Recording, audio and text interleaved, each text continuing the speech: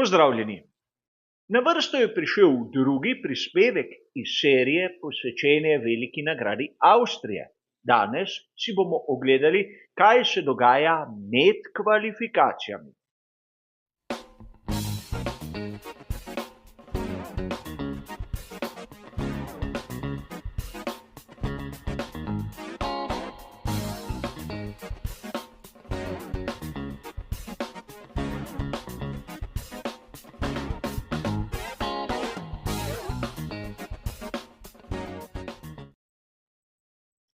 Na veliki nagradi Avstrije imamo seveda sprint in ker je tokrat rahlo različen format kot običajno, je prispevek, ki ga sedaj gledate, tisti, ki se nahaja med kvalifikacijami za sprint in onimi pravimi, kjer se bo v soboto popoldne odločalo o štartnem razporedu.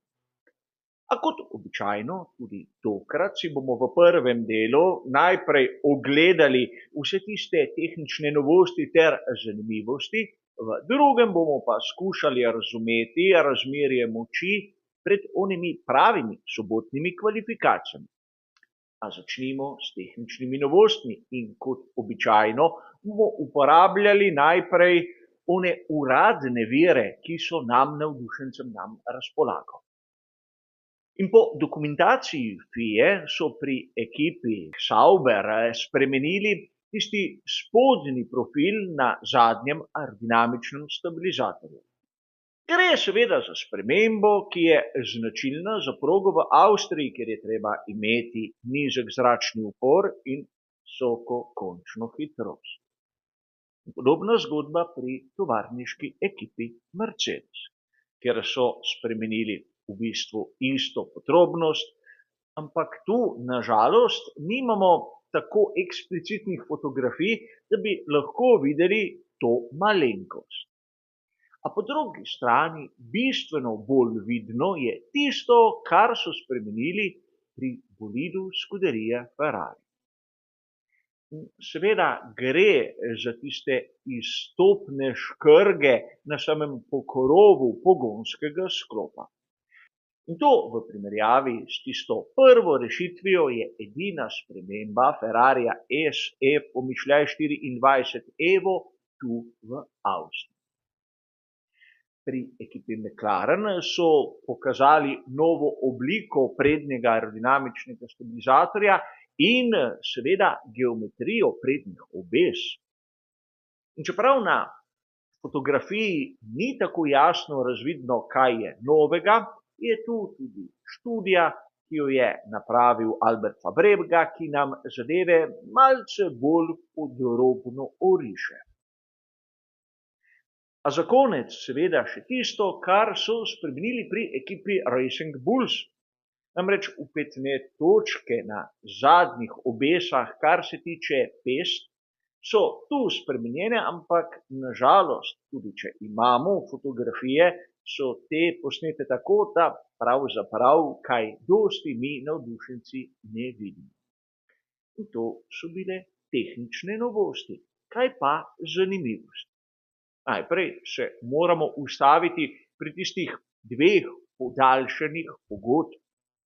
Pierre Gasly in Lance Stroll ostajata tam, kjer sta.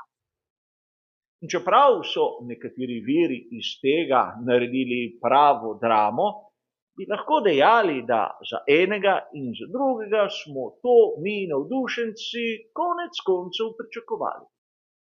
Gasly nima ne vem kakšnih drugih opcij, ukolikor želi ostati v cirkusu Formule 1, pri Strollu je bilo pa skorajda že samo po sebi umevno, ampak imamo uradno potrditev, da gre za večletne dogovore in da ju bomo gledali še kar nekaj nadaljnjih sezon. Če pogledamo tisti prvi prosti trening, ste verjetno opazili, da je imel Max Verstappen težave. Težave, ki nekako sovpadejo s tistimi govoricami okrog njegovega tretjega pogonskega sklopa. O tem smo sicer na kratko že govorili v komentarju novic, ampak sedaj prihaja na dan, da tista tretja enota naj bi bila neuporabna. Torej, lahko že pred poletnim premorom bo imel Max Verstappen kakšno kazensko mesto. Koliko bomo odkrili, seveda skupaj, a najmanj 10. A po drugi strani ta težava, ki smo jo bili priča na progi v Špilbergu, ni bila nič posebnega. Videlo se je že na sami progi, da je Max Verstappen imel pritisk v samem hidravličnem sistemu, ko je lahko uporabljal menjalnik. Torej, če njegov motor z notranjim izgorevanjem ne bi delal, tudi hidravlika ne bi delovala. In videli smo, da je v bistvu šlo za nekaj, kar bi lahko smatrali za napako v softverju. Max Verstappen se je vrnil na progo in pri simulaciji samih kvalifikacij segel prvo mesto. Pred Piastrijem, obema Ferrarjeva in Lewisom Hamiltonom. In mnogi bi lahko dejali, da je že to nek pokazatelj tistega pravega razmerja moči. Rad bi poudaril, da lanski pole position je bil okrog minute 4 sekund in 4 desetink. Tu na prvem prostem treningu je Max bil približno sekundo in 2 desetinki počasnejši. Zato je bolje vzeti za nek pokazatelj rezultat kvalifikacij sprinta.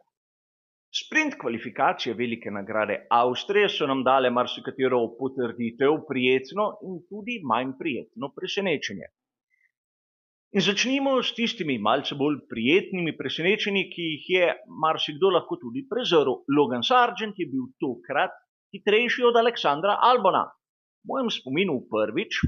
Namreč bil je boljši od njega, prebil se je v Q2 in napravil dokaj soliden čas. Aleksandar Albon je obstal v prvem delu kvalifikacije, ampak brez skrbi dvomim, da v soboto se bo ta slika ponovila. A zopet dokaz, da Logan Sargent ni tako slab, kot nekateri pravijo, je soliden, ni material za bodočega svetovnega prvaka, ampak kljub vsemu si zasluži biti v Formuli 1. Po drugi strani se lahko marsikdo med nami sprašuje, kaj pa Daniel Ricciardo. Zopet je bil Yuki Tsunoda boljši. In tu se poraja vprašanje, koliko potrpljenja imajo še pri Red Bullu, pomišljaj Racing Bullsih, in zakaj končno že ne dajo neke bolj konkretne prave priložnosti Liamu Lawsonu. Če so znali lani zamenjati voznika sredi sezone, zakaj letos ne? Tudi če bi bil Liam Lawson tako hiter ali počasen kot Daniel Ricciardo, konec koncev ne bi bilo nobene škode. In videli bi, kakšen je res pravi potencial tega Novozelandca, ki verjetno zanima vse nas navdušence. A ne smemo pozabiti tudi na situacijo pri ekipi Aston Martin.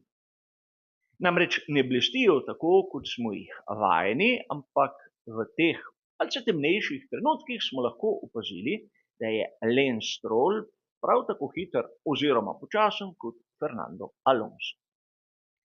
In tu zopet se lahko poraja marsikatero vprašanje. Med tistimi počasnejšimi bi rad poudaril še dobro predstavo Magnusena, ki je s Haasom prišel prav na rob, da bi se prebil med tistih 10 najboljših. Kaj pa tam zgoraj? Kar nekaj presenečenj in potrditev. Zagotovo potrditev Maxa Verstappena.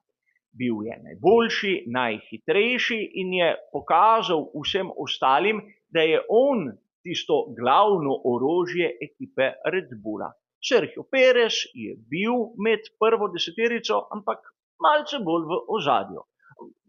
Moramo potrditi, da ga je lepo videti tam spredaj. Takoj za Maxom oba McLarena, kar je zopet potrditev, da MCL 38 je tehnično prvi zasledovalec Maxa z Red Bullom RB20. In nato Russell, Sainz pa Hamilton. In treba je povedati, da Mercedes 2V15 v zadnjih nekaj dirkah je začel tudi s svojim razvojem iti pravo pot.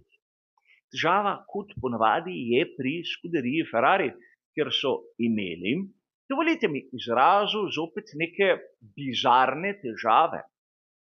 Namreč Charles Leclerc ni bil sposoben napraviti časa v tretjem delu kvalifikacij, ker je šlo nekaj narobe v njegovem sistemu za preprečevanje ugašanja motorja.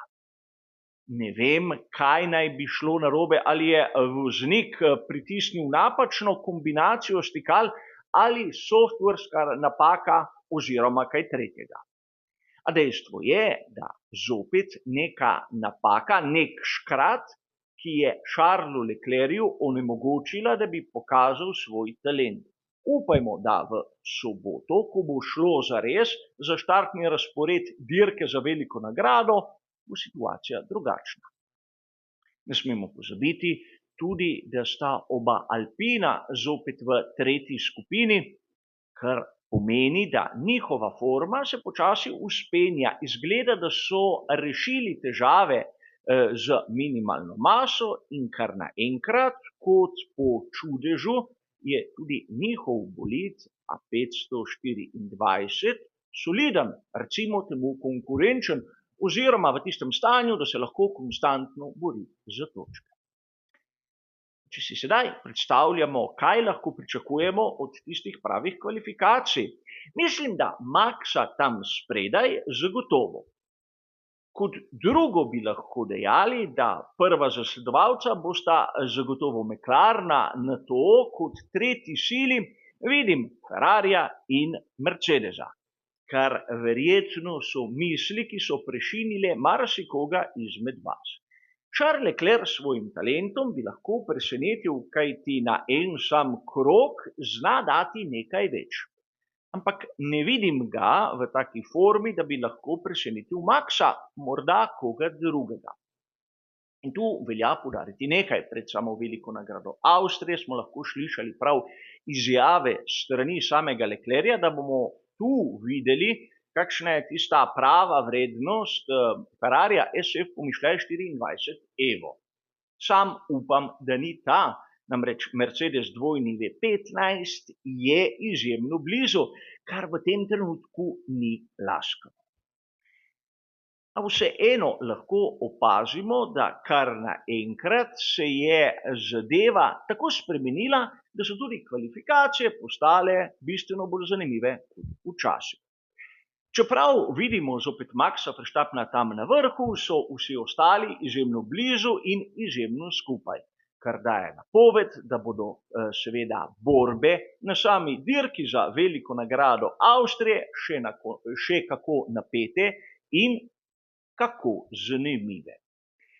A ne smemo pozabiti, da gre za prispevek med kvalifikacijami, kjer skušamo razumeti, kakšno bo razmerje sil po sobotnem boju. In čaka nas še tisti zadnji briefing, kjer bomo skupaj z rezultati kvalifikacij in seveda samim ritmom videli tudi, kakšna je moja osebna napoved glede možnih strategij in na to bili pripravljeni na dirko. A do takrat nas čaka kar še nekaj zanimivih ur. Za enkrat je to vse. Hvala za vašo pozornost in nasvidenje.